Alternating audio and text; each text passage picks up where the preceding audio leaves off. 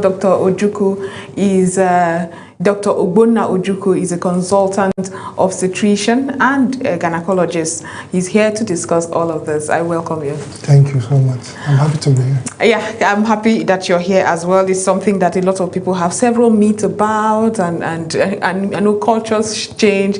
So I'm excited about that conversation. But first, we would have Africa News Update.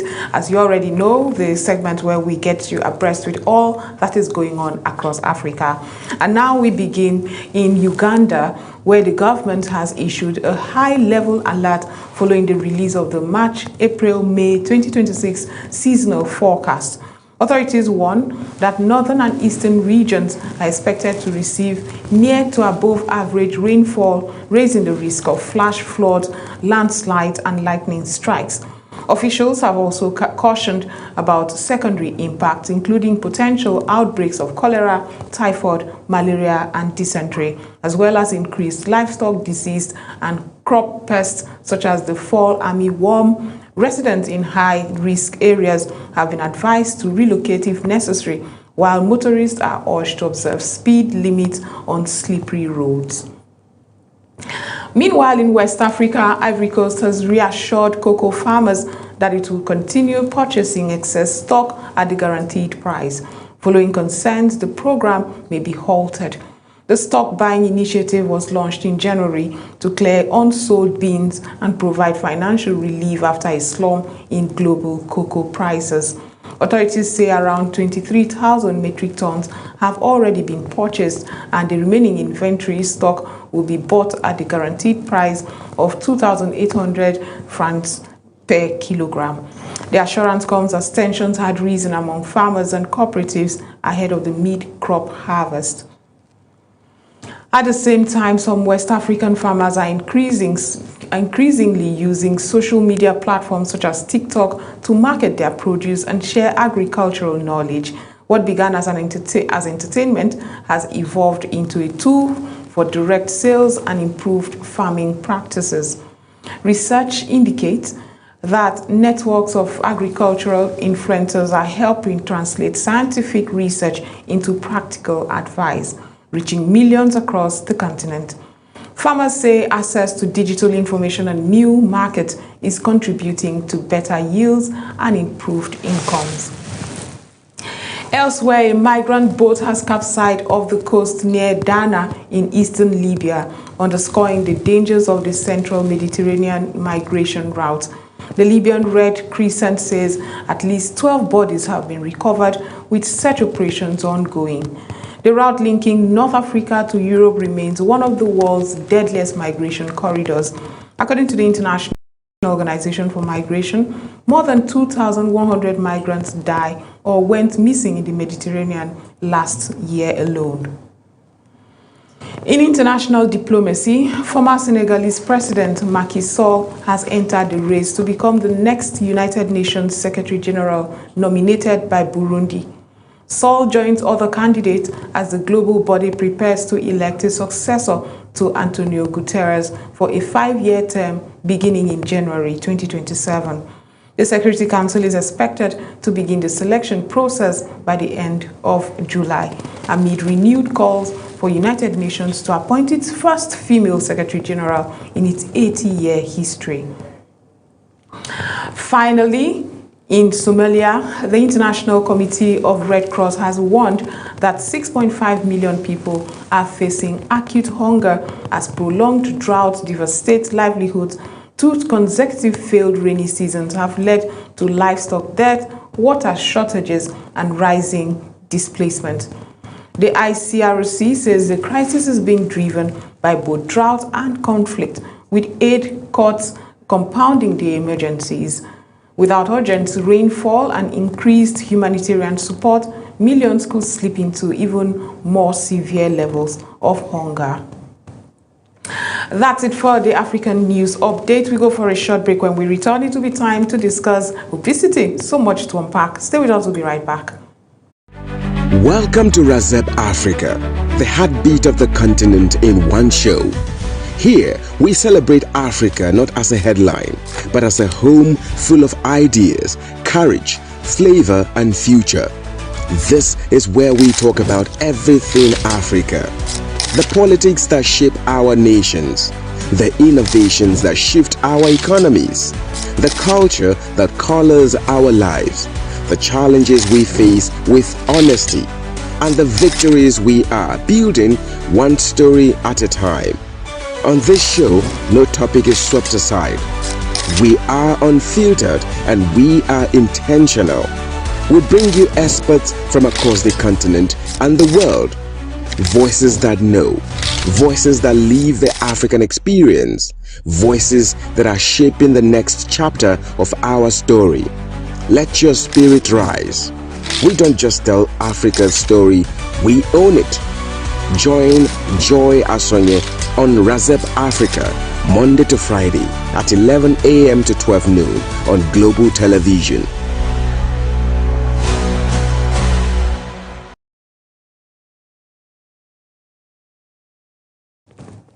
Welcome back from that break. Today, as we mark the World Obesity Day, we confront one of the most pressing public health challenges of our time. Obesity, a complex condition influenced by a mix of genetics, environmental, and societal factors. These affect millions globally, and carries profound implications for health, well-being, and quality of life. To help us navigate this vital topic, we're joined by Dr. Ogonna Ojukwu, a distinguished consultant of obstetrician and gynecologist. Welcome. Thank you so much. So Dr. Ojukwu brings years of clinical expertise to the conversation and will explore not only the health risks and needs surrounding the obesity, but also the pathways to prevention and care. Again, I am so happy to have this conversation, especially being African, where sometimes when you see women, especially plump, it is associated with good health. Oh, it means you're being well cared for. So I guess my first question will be, with your clinical experience, how do you define obesity and when is it beginning to be life-threatening?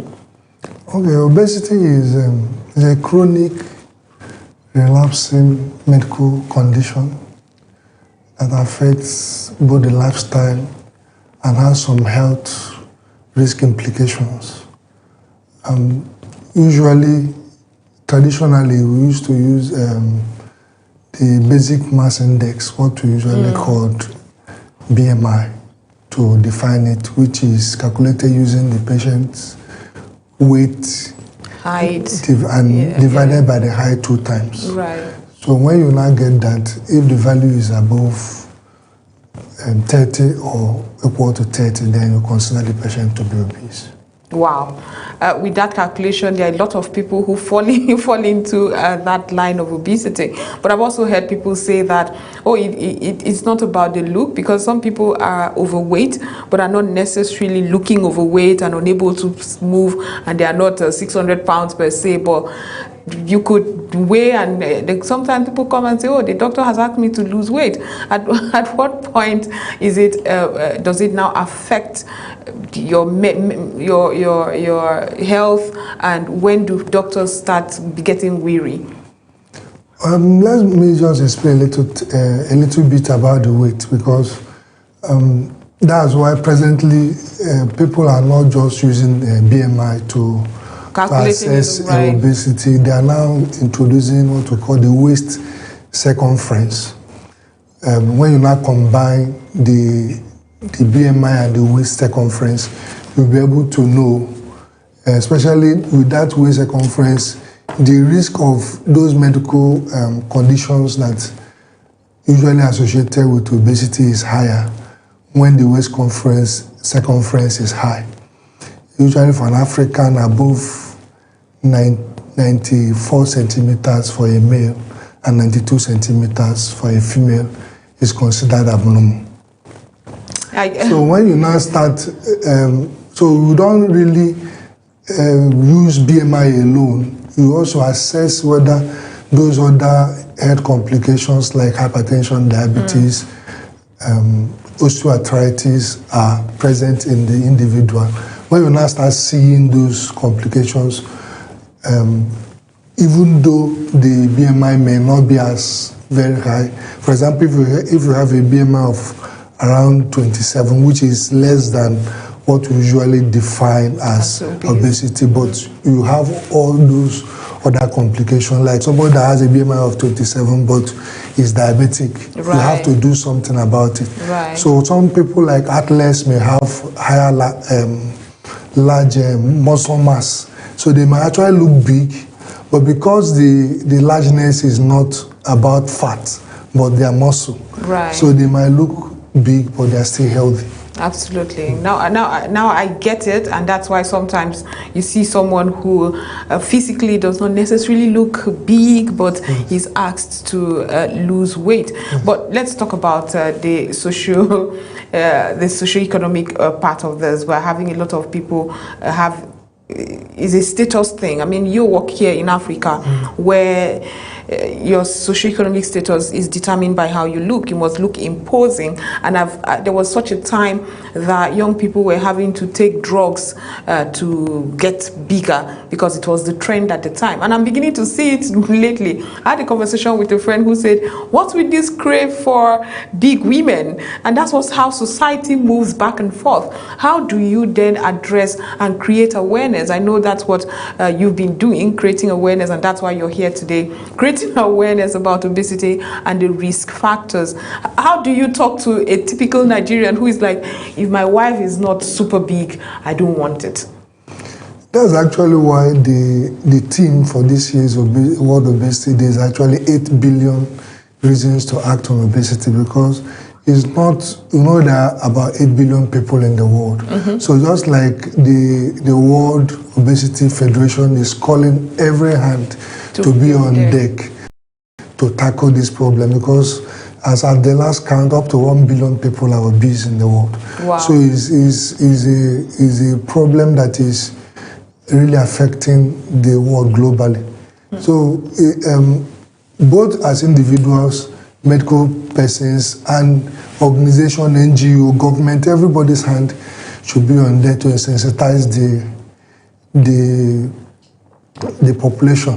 Because I get what you're saying, because of the stigma attached with a large size, there was a trend to try not to body shame people recently, and that now it has maybe spilled over to having it become a trend to be big, to be considered attractive. But it's not actually a healthy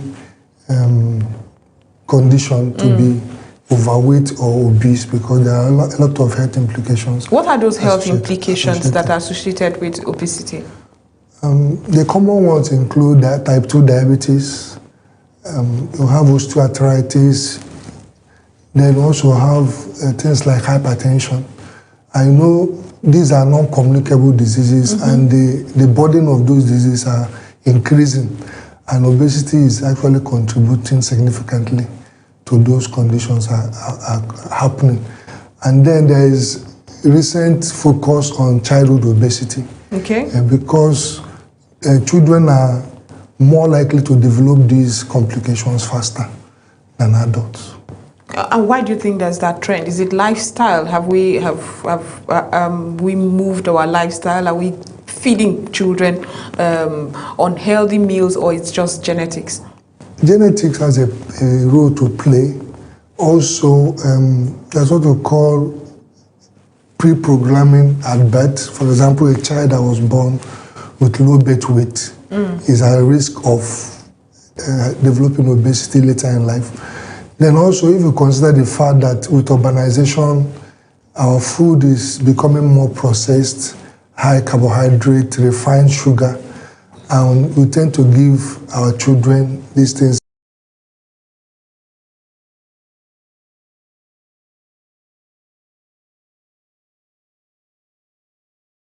Juice and all that and they are not natural juice. They are often highly refined products. So those contribute. Then also the tendency of children to lead more sedentary lifestyle, like the advent of video games. see a lot of children staying indoors, playing games. Gone are the days when you went back from school, you go out again to have outdoor play games with and friends, all that right? is reducing. So those is a multifactorial issue. So it's contributing to childhood obesity.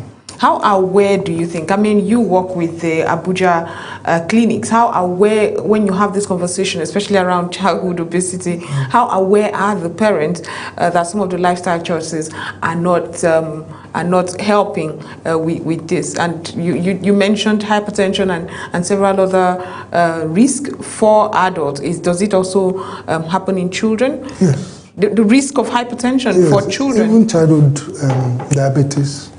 Having more children come down with diabetes, and some of them are linked to childhood obesity. But of course, some of the times you might have a genetic predisposition. Mother or father may be diabetic, which they have now inherited the gene. But now, the environment is now making the condition to manifest. Some of the parents are aware. Some of them may not really be aware, but most of the challenge comes from challenges of life. Parents are busy, with work, trying to meet up to family needs, and then the pressure to be fast, so they tend to resort to fast food instead of home-cooked meal. Because one of the things you advise to tackle child obesity is encourage home-cooked meals. When you see a lot of parents resorting to fast food because of they are pressed for time. And not just pressed for time. That's actually where my next question was going to go, where I hear people tell you that it's cheaper sometimes. Because unfortunately, this sweetened and these refined products have been, I don't know if I don't know how it's done, but it's cheaper than natural these days. Going to take the natural meals, to have home-cooked meals are super expensive. So fast food is just the next way to go. So, but is this affecting certain people in some economic level, or is it all true from all status of the economy? We're seeing people with these issues, or is across board? It's actually more common in people with high economic status, because they can afford some of these unhealthy diets, and for the fact that they tend not to have time to actually prepare homemade food, and they rather eat out. And it's not easy to get a meal in a fast food restaurant. True. But actually, comparatively, if you consider the health benefits, it may not really be expensive. It's just that people have not really taken a thought to it. Because if you, instead of giving a child an orange juice, you can give him 2 orange fruits to go to school. And the child, it is natural, it's not refined, and you are not throwing away the fiber content of the orange. So the child stands to benefit more than taking a refined But I know a lot of people who are watching you now and saying that's not hip. No child wants to be coming to school with bananas or slices of pineapples. And so how do you address that when they say, oh, it's so tough to do that as well? It's actually training and packaging. It depends on how you package. If you package it in a way that is appetizing to the child, we borrow a leaf from people in other climes. They arrange their fruit in a very nice, fancy, attractive way. Right. When you do that, the child will pick interest. I know children like colorful things. So when you establish that, you start early to train the child in that regard. Absolutely. With time, you will get used to it. Now, how would you say that for treatment is in Nigeria? I know that we already have several flaws within our health sector. Are there ready communities that assist people who are suffering obesity? Because I've also heard that it's not just a lifestyle, it's sometimes psychological, where people use food to numb emotional pain and mental pain and all of that. So are there communities, and how does it work when you say, we're seeing you, we're seeing your lifestyle, we need to bring help? How do you determine that this person needs a drastic health intervention, or this person needs a psychological intervention?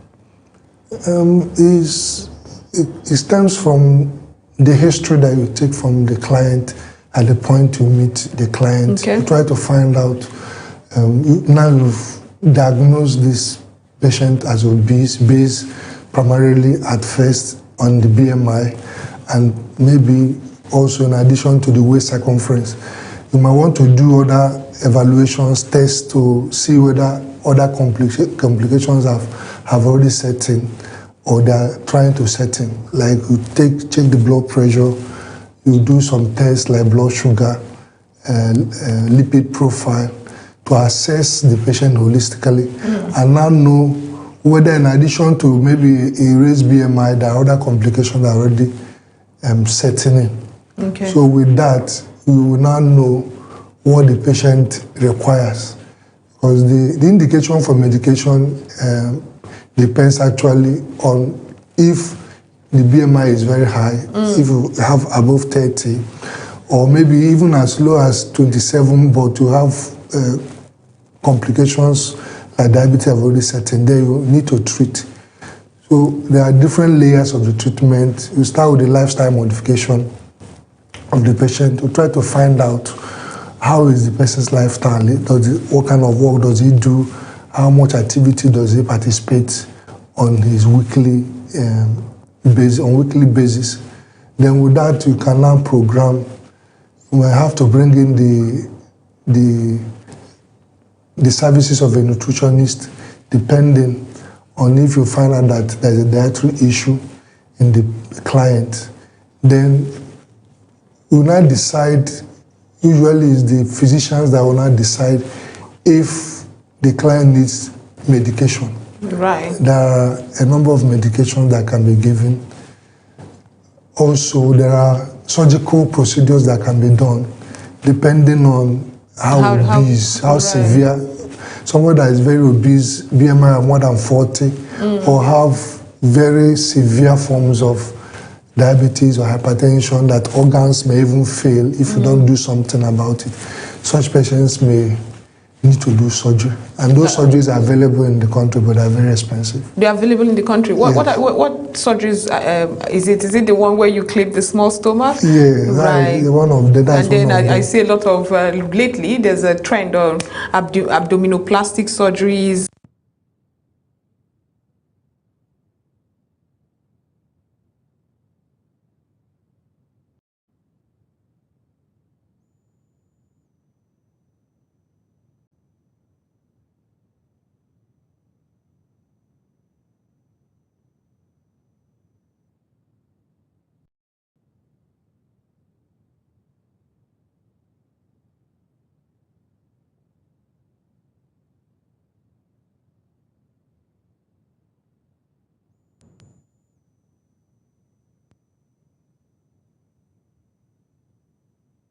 The surgery. Well, how do you feel when lately there are several medications that are unfortunately self-administered by people who want to now go thin, and you see them abuse these drugs? I know there was an FDI report that it had health benefits like your liver and all of that. How do you feel? I mean, in one breath, you're saying, creating awareness against obesity, stay healthy. In the other breath, people are going overboard to stay thin. So how do you marry it when you have conversations with people?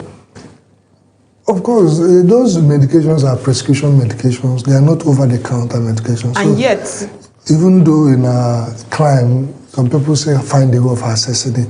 But what I would advise is before you start taking those medications, you need to see a doctor, because there are contraindications, and some of those contraindications you may not be aware. Absolutely. So the doctor needs to assess you and find out that the medication does not do more harm than good. For example, people that have risk of some form of thyroid cancers are not advised to take some of those medications, because to increase your risk of developing those cancers. Then you should also know what to expect. Some of those medications cause a lot of nausea.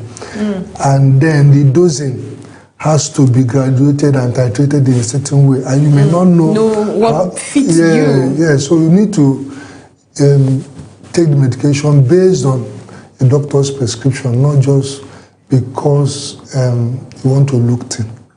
It's unfortunate, but that's what we often face. But what are in your experience for an everyday person listening to us now? What are the clinical and effective strategies that you could suggest? Maybe also one that fits into society, because I've had people say I cannot be thin because I'll be perceived as not having the money that I have. For status sake, I need to look the part. So what are those strategies you would recommend for people to live healthier? I know Africa has an array of meals, very healthy meals as well. Unfortunately, our test buds are now very foreign, exposing us to all sorts of meals and eating habits.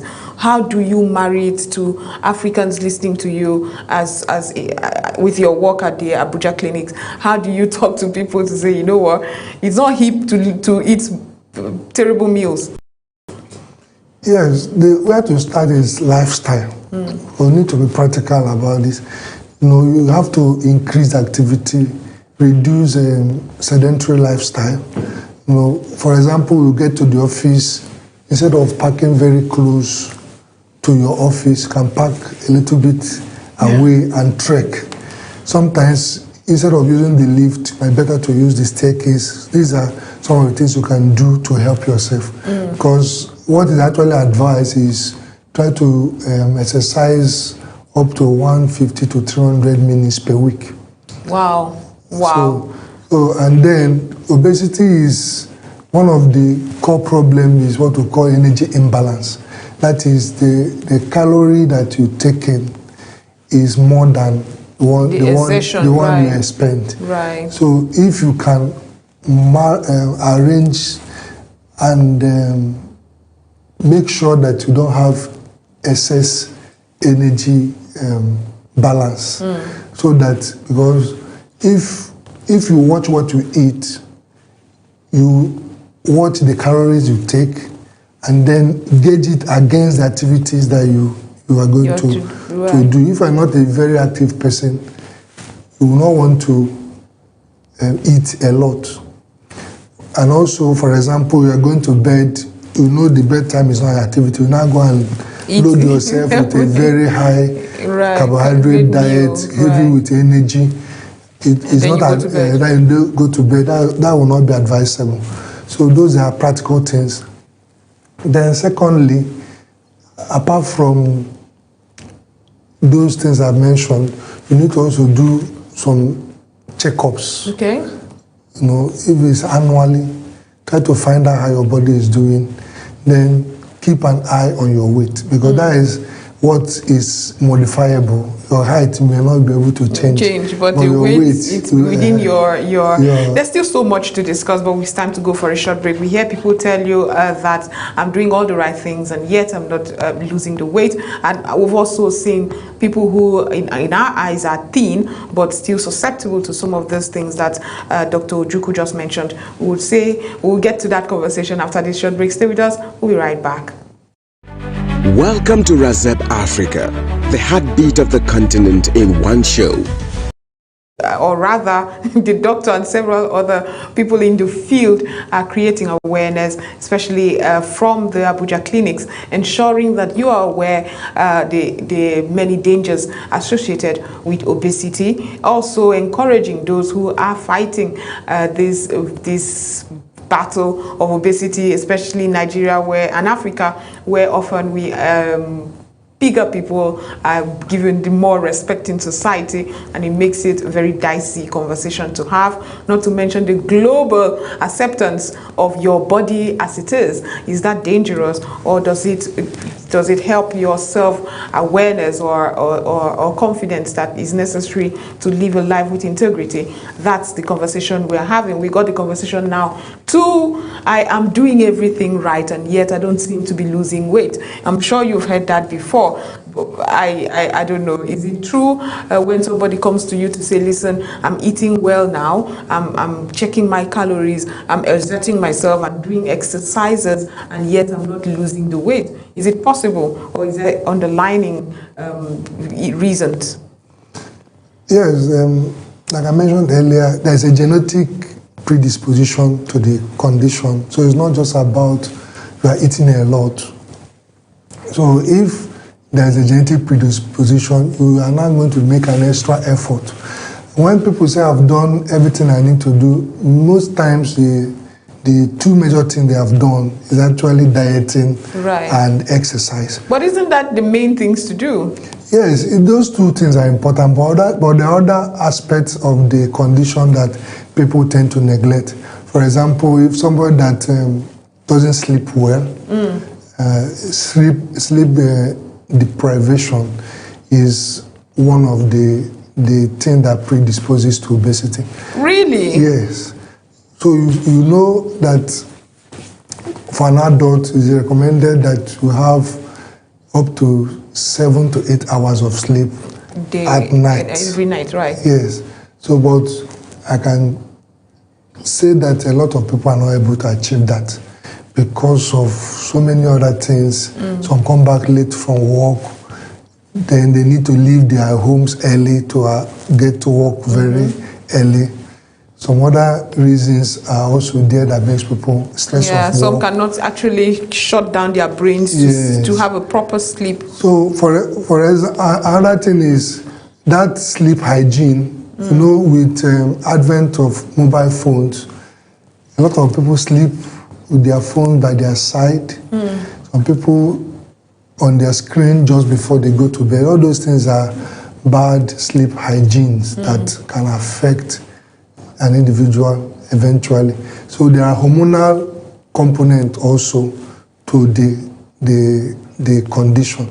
No, but I want to understand the sleep deprivation you talked about is very important to me, because I sometimes I'm a culprit to that, where I may go several days and not probably have that 8-hour sleep. Again, several factors are included. How then does sleep deprivation affect your weight gain? Like one, you know, when you don't sleep well, the hormonal balance in your system is altered. Okay. It's altered, and then you get tired. It's like a cycle. Right. You get tired in the morning, you need to eat more, stress is there. So a lot of things, cortisol levels are rising. So all those things combined. Okay. Doc, I don't think you quite responded to the communities. If we have support communities in Nigeria, no, I've stumbled on several in other parts of the world where they say, okay, they are AA for addiction. There's also those who are together trying to help each other with dieting and exercise support, just to encourage each other. Are there such support communities here in Nigeria, in Abuja maybe, that help people with obesity, struggling with food disorders, eating disorders rather, and stress eating and all that?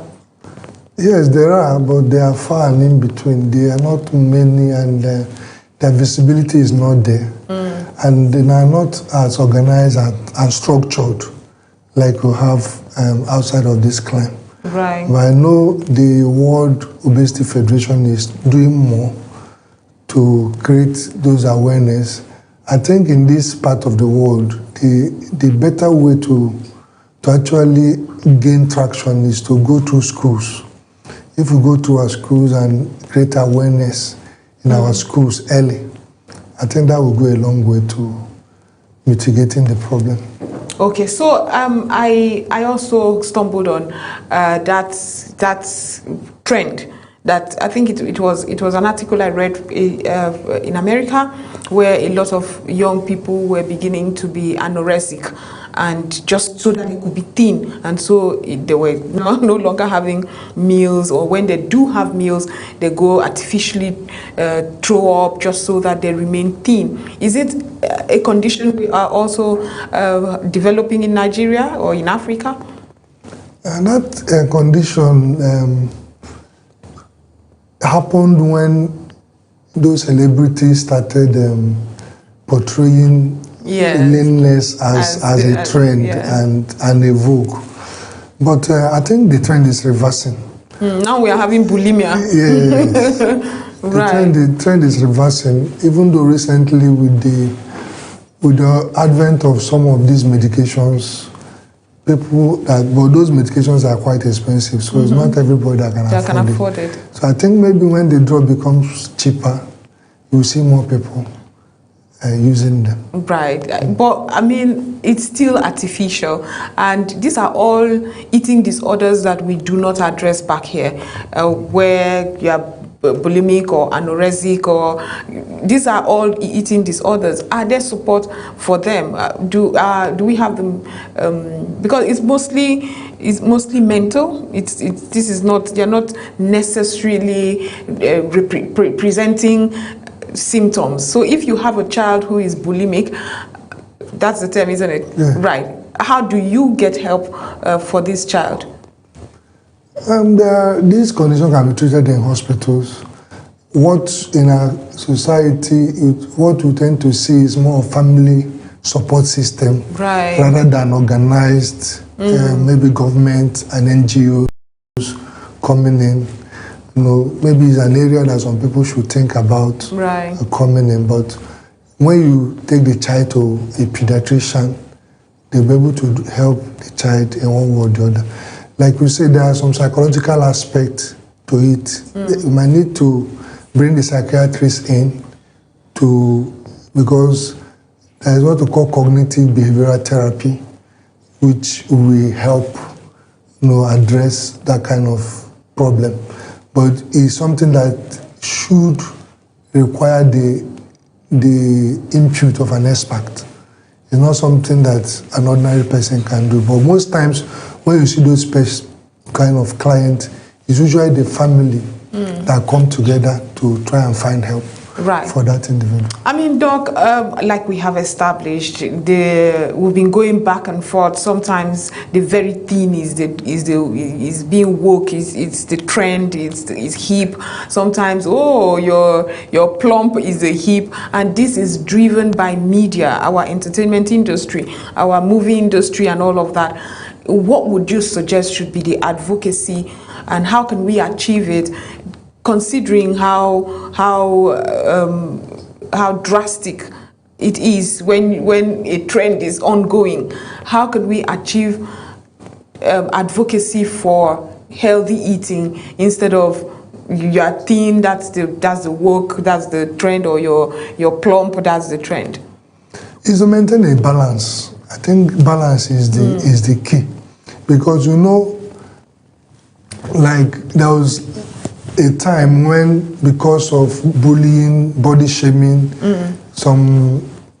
there was a trend to shift to normalize obesity. Right. So you now see some fashion companies doing reputable, credible fashion, doing advert with obviously obese, oversized people, just to make it look trendy. And that is like not addressing the issue.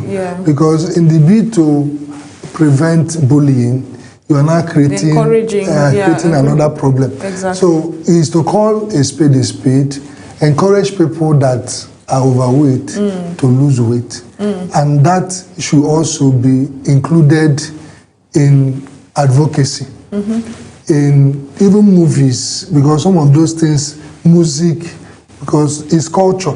When you infuse those messages in culture, in music, exactly, in getting all these social media influencers to actually say the right thing, instead of trying to paper over a crack, you say the right thing. Say it so much, Doc, that in some organizations, I mean, I've not heard of any in Nigeria, but in some organizations, you could be sacked because somebody complained that you were body shamed. You know, where you now say, oh, okay, you are the biggest of them all, come sit here instead. Oh my goodness, you could lose your job just for saying that. Back here, we glorify both. We move back and forth, but there are also ethnic groups that are known to be bigger and all of that. What determines that? Where it seems like people from certain parts of Nigeria are always known to be a bit plumpier than people from other parts of the country. No, two things can be right at the same time. Obesity is not good, body shaming is not good. We should define what it is. If somebody is obese, you should advise the person to seek help and be kinder, and be kinder to the person. And also, the impression I want to correct is that most times when people see somebody that's obese, they tend to think that it's the person's fault, that the person is eating too much. But from this discourse, it's to be obvious that it's not just about diet. It's not just about what you eat. There are other components involved, the genetic aspect. There are other lifestyle modifications that the person needs to do. So you need to understand that this is a condition that is chronic, and the person needs help, but not in a way that should be body shamed, but encourage the person to seek the right help so that the person can make the right choices. And if there are some genetic aspects of the condition, try to address it. For example, somebody that has what we call polycystic ovary syndrome. What is that? Speak English, Doc. Is a condition in a woman where the woman produces more male hormone above what is expected for a female. Right. So in that kind of condition, there may be problem with handling of glucose due to what we call insulin resistance. Right. Then that person is likely to gain weight. So when you see that person, it does not necessarily depend on what the person is eating. Right. You need to address that condition for the person to not gain weight unexpectedly. Wow. And so we should be kinder to these people, provide help if available and all of that. But as we look ahead, what are the policy changes or community initiatives? Somebody asked the question to me the other time. I was talking about the WHO World Convention on, I think, secondhand smoking against tobacco use and all of that. And the person said, why do we still advertise? Why do we not have organizations stop the production of these meals, these products that are obviously not helping us? Why are we not pushing for that? What would be your response to that? Because I could not, for the life of me, if you say that this product is highly refined with sweetened beverage, it shouldn't be taken and all of that, I should avoid it. Why don't you just stop the production altogether? It has to do with political will.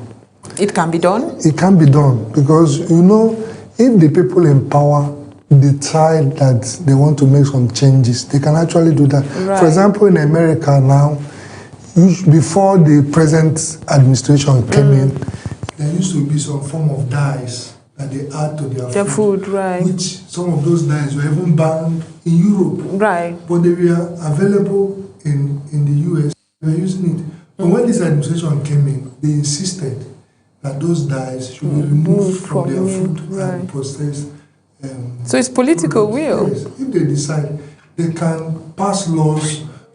Sometimes these people tend to have a fat pocket. They are good at lobbying because most of this problem can be addressed with laws that Right. are passed, and then the enforcement of those laws. Absolutely. But if you have lobbyists that are preventing the kind of laws that we need to address those issues in our food production, it will be difficult. It will be difficult. But if the politicians decide and the leadership decide that this is what we want to do and ignore the influence of those companies that make these products, then a lot can be achieved.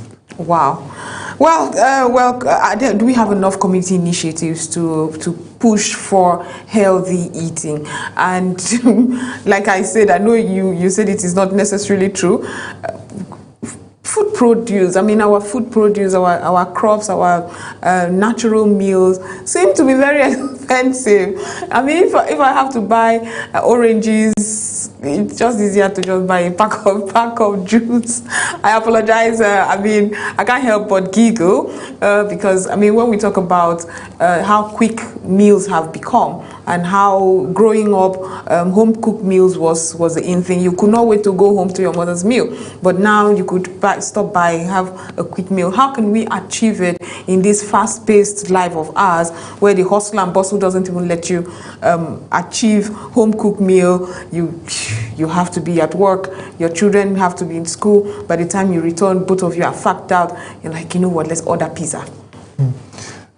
Why I said in the long run it's cheaper. You know, health is not cheap. It's not. If you manage them, a sick person, just imagine a mother that has a child that is diabetic, for instance. It's going to sink some hole in the family's pocket. Absolutely. So prevention. When you weigh the benefits against what you think you might lose if you try to do shortcuts and resort to those refined products, when comparatively you might get something that may be a little bit expensive, but in the long run will be cheaper when your children stays healthy, and then you reduce your visits to hospitals. Right. For those listening to you right now, probably also feeling like they are overweight and struggling with dieting, exercising, and exerting themselves just right enough so they do not gain more weight, what would be your advice to them at this very moment? My advice is that to manage obesity is not a once and for all. Even the weight loss we are talking about is not, even when you lose weight so fast, it might be counterproductive. So, for example, if you set a target of losing 10 to 15% of your weight over a 3-month period, you are likely to achieve results. And most of the advice I give my clients is that instead of looking at the things you are supposed to do as an activity, look at it as something you are becoming. Right. You know, when you address yourself, this is, I'm not obese. This is, I want to change my identity. Rather than I want to change my activities. Right. That will make you to now start be more committed to what you want to achieve. Okay. So when your aim is to change your identity, it will now have a ripple effect on your health, then ripple effect on the weight loss you want to achieve. Then you set goals, set realistic goals. Instead of doing, maybe say 100 push-ups in one day, you can start with 10 per day. Right. And then gradually increase. Because most as times, your strength and your stamina increases. Most of the time they want to do everything at once, and then they now get fatigued. They get tired easily, but when you start slow, then you build up. The other advice I will give is better you pay attention to pay a visit to a clinician, assess yourself first. What is your starting point? Are there complications already or that are trying to manifest? Then what am I supposed to do in addition to what I will do for myself, the exercise and the dieting? Do I need medication? So you find out from your clinician some tests they are going to do. What is peculiar to you? Yes. Right. Then also family history is also important. Is your mother diabetic? Is your father diabetic? Do they have hypertension? So those will estimate your risks. So that you now start early to avoid something. If you need to stop drinking, you stop drinking. If you need to stop taking highly refined drinks, especially those that are heavily laden with sugar, you stop. Right. So those are start small, but aim to escalate the activities. Thank you so much, Doctor, and thank you to Abuja Clinics for the awareness drive on these very important issues to our healthy living. Thank you once again for being part of the show. You're welcome. That has been Dr. Ogonna Ojukwu, a distinguished consultant, obstetrician and gynecologist with Abuja Clinics. We've been discussing World Obesity Day, what you must do and how you can stay healthier, not fatter, not thinner, healthier. This has been RAZEP Africa's show today. Thank you so much for watching. Until next time, have a wonderful rest of the day.